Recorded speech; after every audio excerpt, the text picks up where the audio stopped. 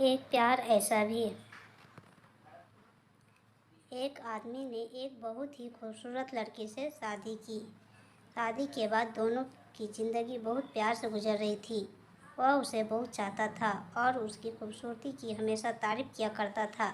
लेकिन कुछ महीनों के बाद लड़की चरमरोग मुश्किल से ग्रस्त हो गई और धीरे धीरे उसकी खूबसूरती जाने लगी।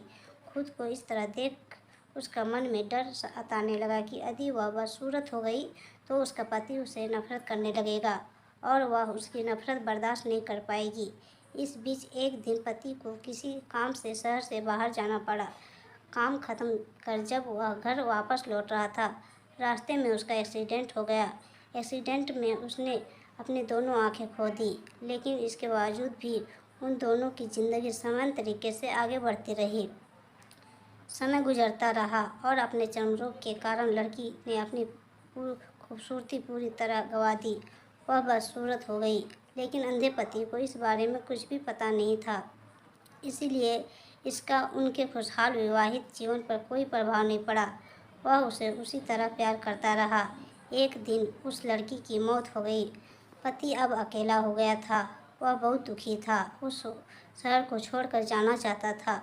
उसने अंतिम संस्कार की, सारी क्रियाविधि पूर्ण की और शहर छोड़कर जाने लगा। तभी एक आदमी ने पीछे से उसे पुकारा और पास आकर कहा, अब तुम बिना सहारे के अकेले कैसे चल पाओगे? इतने साल तो तुम्हारी पत्नी तुम्हारी मदद किया करती थी। पति ने जवाब दिया, दोस्त मैं अंधा नहीं हूँ, मैं बस अंधा होने का नाटक कर रहा था, क्योंकि यदि मेरी पत्नी को पता चल जाता कि मैं उसकी बदसूरती देख सकता हूँ तो यह उसे उसके रोग से ज़्यादा दर्द देता। इसीलिए मैंने इतने साल अंधे होने का दिखावा किया। वह बहुत अच्छी पत्नी थी, मैं बस उसे खुश रखना चाहता था। इस कहानी से हमें सीख मिलती है कि खुश रहने के लिए हमें भी एक दूसरे की कमियों के प्रति आंखें बंद कर लेनी चाहिए और उन कमियों को नज़रअंदाज कर देना चाहिए।